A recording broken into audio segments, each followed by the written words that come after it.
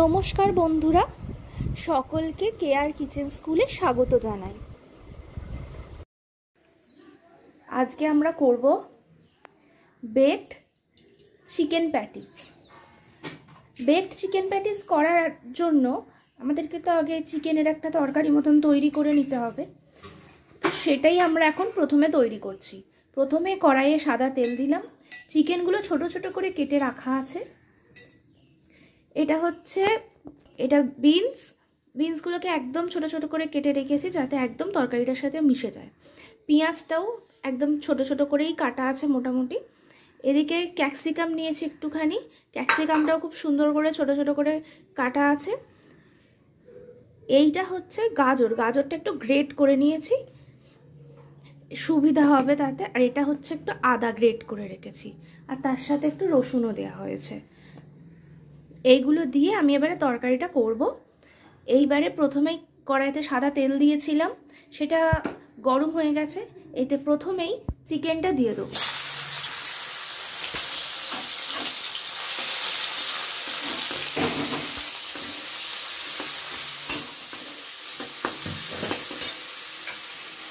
চিকেনটা দিয়ে একটু সব কিছু নেড়ে ছেড়ে নিয়ে চিকেনটা একটু ভাজা ভাজা হয়ে গেলে, তারপর খুব একটা বেশি নয় কিন্তু একটু ভাজা ভাজা হয়ে গেলে তারপরে বিনসগুলো দিয়ে দেবো। পেঁয়াজ কুচোগুলো দিয়ে দিচ্ছি, ক্যাপসিকামগুলো দিয়ে দিচ্ছি এবং গাজরগুলো দিয়ে দিচ্ছি। সমস্ত সবজিগুলো তারপরে দিয়ে দিলাম। এইবারে সমস্ত সবজিগুলোর সাথে এই চিকেনটা ভালো করে নেড়ে নেব। তরকারিটা ধীরে ধীরে তৈরি করে নেব।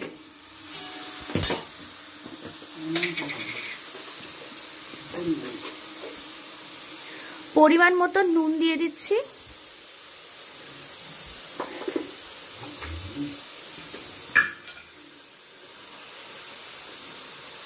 সামান্য একটু লঙ্কা গুঁড়ো দিয়ে দেবো পরিমাণ মতন। আর একটুখানি হলুদ গুঁড়ো দিয়ে দেবো। পরিমাণ মতো নুন, লঙ্কা গুঁড়ো আর হলুদ গুঁড়ো দিয়ে দিলাম। এইবারে আমি একটা ভাজা মশলা দেবো একটু বাদে। আগে এটা মিশিয়ে নেব, তারপরে ভাজা মশলাটা দেব। আমার ভাজা মশলাটা হচ্ছে অনেক কিছু এতে দেওয়া আছে। তেজপাতা, এলাচ, লবঙ্গ, দালচিনি, সমস্ত কালো জিরে সব দেওয়া আছে। মশলাটা ভালো করে একটা শুকনো খোলায় ভেজে গুঁড়িয়ে রেখেছি। এইবারে ওই মশলাটা আমি দিয়ে দেবো। মশলা যে যেরকম খাবেন সেই পরিমাণে দেবেন। আমরা 1 চামচ এখানে দিলাম। মশলাটা একটু মিশিয়ে নেব ভালো করে। এই সমস্তটা মিশে গেলে আমরা এই আদা রসুনের যে পেস্টটা করে রেখেছিলাম সেইটা দিয়ে দেবো। এইটা মিশিয়ে নেব। নিয়ে এতে একটু সামান্য আলু দেব। আলুটা আমি হলুদ দিয়ে একটু সেদ্ধ করে রেখেছি। এই যে আলুটা একটু ম্যাশ করে দিয়ে দেবো।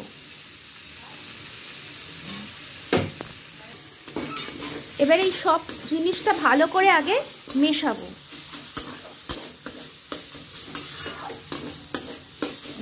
নেড়ে নেড়ে এগুলো মিশিয়ে নেব।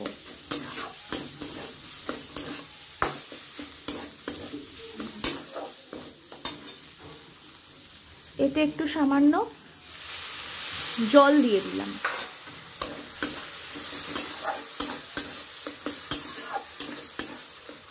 একটু সামান্য জল দিয়ে এটা চাপা দিয়ে রাখবো যাতে মাংস এবং সবজিগুলো ভালো করে সেদ্ধ হয়ে যায়। এর মধ্যে যতক্ষণ তরকারিটা সেদ্ধ টেদ্ধ হচ্ছে ততক্ষণ আমি ময়দাটা ভালো করে মেখে নেব।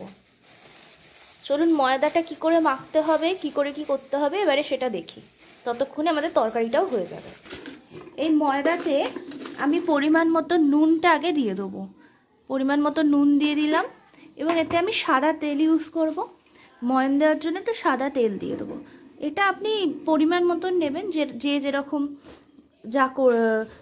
যতখানি করতে চাইছেন সেই অনুযায়ী এটা নেবেন। এইতে 1 চিমটে বেকিং পাউডার দিয়ে দিলাম। এতে বেকিং পাউডার বেকিং সোডা দুটোই দিতে পারেন। আমার এখানে বেকিং পাউডার ছিল বলে আমি বেকিং পাউডারই দিয়েছি। সামান্য বেকিং সোডা দিলেও অসুবিধা নেই। এইবারে এটাকে আমি মেখে নেব ভালো করে। প্রথমে ভালো করে মেশাতে হবে, প্রথমে ভালো করে মিশিয়ে নিতে হবে, তারপরে ধীরে ধীরে জল দিয়ে দিয়ে মাখতে হবে। ময়দাটা যেন খুব একটা পাতলা না হয়ে যায়, ময়দাটা যাতে একটু এরকম মাখার পর যাতে এরকম ডেলা হয়ে যায়, তাহলে জানবেন যে এটা একদম ঠিক হয়েছে। আচ্ছা, এইতে আমি ডিমের সাদা অংশটা দেব, দিয়ে মাখবো। এটা হচ্ছে ডিমের সাদা অংশ। প্রথমে ডিমের সাদা অংশটা দিয়ে মাখবো, তারপরে এতে জল দেব, যেটুকুনি জল পরে লাগবে সেইটুকুনি। আবারও বলছি, এটা কিন্তু খুব পাতলা হয়ে গেলে হবে না, একটু একটু করে জল দিয়ে মাখতে হবে, একটু একটু করে জল দিয়ে এরকমভাবে মাখতে হবে। আমি এটা একটু একটু করে জল দিয়ে সম্পূর্ণটা মেখে নিয়ে আপনাদের আবার দেখাচ্ছি।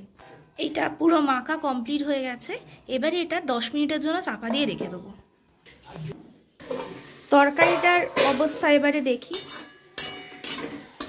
তরকারিটা হয়েই গেছে, মাংসগুলো সেদ্ধ হয়ে গেছে, সমস্ত তরকারিটা মোটামুটি কমপ্লিট হয়ে গেছে। এইবারে এতে সামান্য একটু চিনি দিয়ে দেবো স্বাদ মতন। আপনারা যদি চিনি না খেতে চান তাহলে দেবেন না, আমরা একটু চিনি খাই। হ্যাঁ, নিজেদের স্বাদ মতন চিনিটা দিতে হবে। চিনি দিয়ে একটু নাড়িয়ে নিয়ে তরকারিটা তাহলেই আমার একদম সম্পূর্ণ হয়ে যাবে। এটা নাবিয়ে নিয়ে এবারে কি করতে হয় প্রসেসটা চলুন দেখে নিই। তরকারিটা হয়ে গেছে, এবারে পরবর্তী প্রসেসটা দেখি চলুন। 10 মিনিট সময় মোটামুটি হয়ে গেছে। এইবার এটাকে কি করে বেলি এবং কি করে করি জিনিসটা চলুন দেখে নিই। 10 মিনিট বাদে খুলে এটাকে একবার ঠেসে নিতে হবে ভালো করে। তরকারিটা একদম শুকনো শুকনো করতে হবে, না হলে কিন্তু এটা হবে না। তরকারিটা আমরা একদম শুকনো করে করেছি, আর তরকারিটা যতটা ভালো করতে পারবেন ততটাই জিনিসটা খেতে ভালো হবে, এটা তো স্বাভাবিক ব্যাপার। আর এটা একদম শুকনো করে করতে হবে। এইবারে দেখুন, আমি ওই ডোটা 4টে ভাগে ভাগ করে নিয়েছি, এখানে আমি 4টে করব বলে। এইবার এটাকে কি করে বেলি চলুন দেখে নিই। এইরকমভাবে যেখানে আমরা বেলবো সেখানে একটু ময়দা ছড়িয়ে নিতে হবে।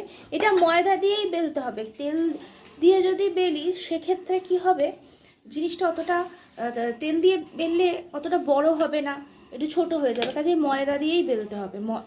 ময়দা মেখেছি এবং ময়দা দিয়েই বেলছি।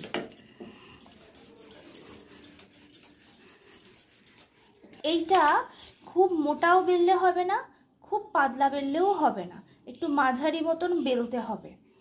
হ্যাঁ, এরকম বেলতে হবে, খুব মোটা পাতলা বেললে হবে না, মোটামুটি একটু মাঝারি মতন বড় করে একটু বেলে নিতে হবে।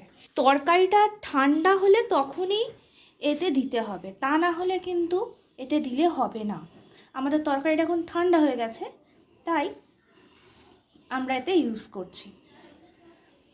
গরম থাকাকালীন কিন্তু তরকারিটা দিলে হবে না। এইখানে দেখুন আমি এরকম পুরটা দিয়ে এটা রোল করে দিয়েছি। এইবারে এটা আমি কেটে নেব। হ্যাঁ, এটা আমি কেটে নেব।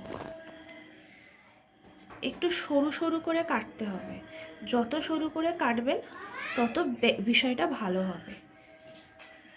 এটা একটু সাবধানে কাটতে হবে।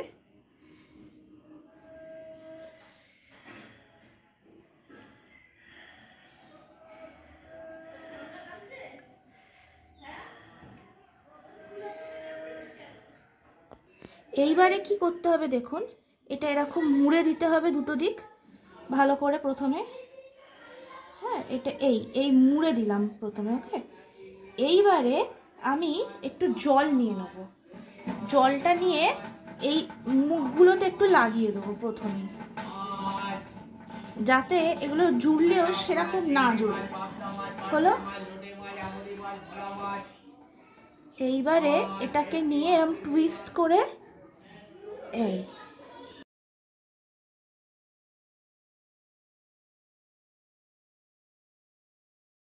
আবার এইখানে যেগুলো থাকবে সেগুলো টুইস্ট করে এনে এই দিকে লাগাতে হবে।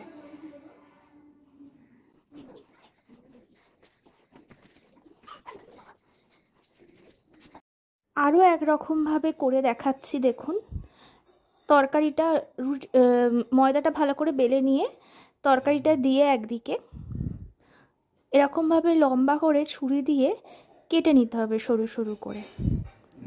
এক্ষেত্রে খুব সরু করছি না, মোটামুটি সাইজ অনুযায়ী করছি। তারপরে দুদিকের অংশটা একটু মুড়ে দিতে হবে, আর সামনে মুখে একটুখানি হাতে করে জল লাগিয়ে দিতে হবে। এটাও একটা মোড়ার স্টাইল। এই দেখুন, এটা একটু এরমভাবে মুড়ে দুটো দিকে একটু মুড়ে দিতে হবে, হাত দুটো মুড়ে দিয়ে যখনই আমরা মুড়বো তখনই না মুখে একটুখানি করে জল লাগাবো, তাহলে মোড়াটা ভালো হবে।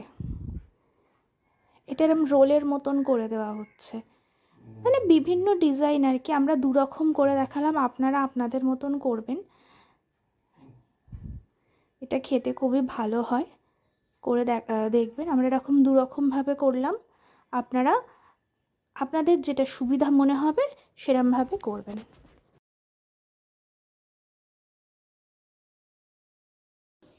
এইবারে আমরা যে ডিমের হলুদ অংশটা রেখেছিলাম ওইটা এগুলোর ওপরে ব্রাশ করব। ব্রাশটা করে সব কটার ওপরে একটু ব্রাশ করে দেবো। ওটা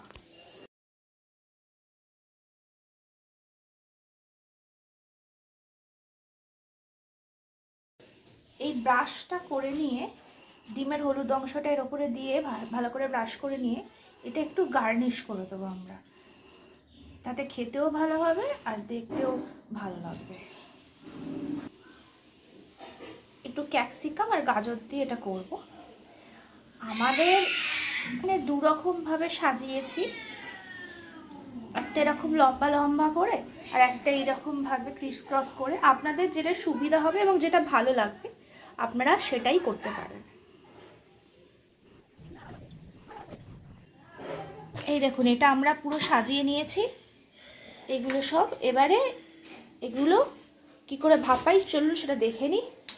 এই একটা ফুটো থালা নিয়েছি আমরা, এই ফুটো থালাতে একটু তেল ব্রাশ করে দিতে হবে, এতে সাদা তেল একটু ব্রাশ করে দিতে হবে। আপনারা যদি আপনাদের কাছে যদি বাটার পেপার যেটা হয় সেটা থাকে তাহলে সাদা তেল দিতে হবে না, নাহলে সাদা তেল ব্রাশ করে দিতে হবে। জলটা দেখুন একদম ফুটে গেছে। এইবারে আমরা এইটা দিয়ে দেব জলের ওপরে এবং একে একে আমাদের প্যাটিসগুলো এখানে বসিয়ে দেব।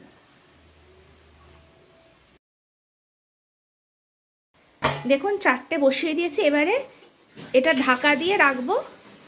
এটা এরমভাবে মোটামুটি 15 মিনিটের মতন 15 থেকে 20 মিনিট এটা ঢাকা দিয়ে এরমভাবে রাখতে হবে। তার সম্পূর্ণভাবে কমপ্লিট হলে তারপরে আমরা আবার দেখাচ্ছি। এটা মোটামুটি 15 মিনিটের মতন হতে লাগবে। 15 মিনিট বাদে আমি খুলে এটা একবার চেক করছি, টুথপিকটা দিয়ে দেখব যে ময়দাগুলো সেদ্ধ হয়ে গেছে কিনা। আমাদের মোটামুটি এগুলো সব হয়ে গেছে সেদ্ধ, এটা কমপ্লিট হয়ে গেছে। এবারে এটা নামিয়ে নেব। আমাদের এই ভাপা চিকেন প্যাটিসটা একদম তৈরি হয়ে গেছে। এই দেখুন, আমি বলেছিলাম যে তেল দিয়ে এটা ভাপালে তুলতে কোনো অসুবিধাই হবে না। এটা একেবারে রেডি হয়ে গেছে। আমরা সবকটা তুলে নিয়েছি এবং এটাকে আমরা এবারে সার্ভ করে দেব। সুন্দর করে সাজিয়ে সার্ভ করে দেব। এইটা আপনারা অনেক সময় বাচ্চারা লাঞ্চে টিফিনে স্কুলেতে রুটি তরকারি বা কিছু নিয়ে যেতে চায় না, অনেক সময় একটু অন্যরকম কিছু খেতে চায়। এইটা ওদের পেটও ভরবে এবং এটা খুব ভালো খাবার।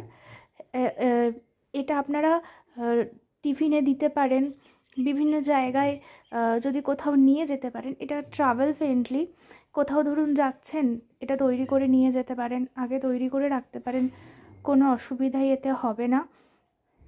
দেখুন, আর তৈরি করতে যে খুব সময় লাগে সেটাও কিন্তু নয়, আধ ঘন্টা হাতে সময় থাকলেই এটা রেডি হয়ে যায়। কেটেও আমি দেখিয়েছি এটা। আশা করছি এই রেসিপিটা আপনাদের ভালো লাগবে। সকলে তৈরি করে দেখবেন বাড়িতে কেমন লাগে। আজ এখানেই শেষ করছি। সবাই সুস্থ থাকবেন, ভালো থাকবেন। দেখা হচ্ছে পরের ভিডিওতে নতুন একটি রেসিপি নিয়ে। নমস্কার।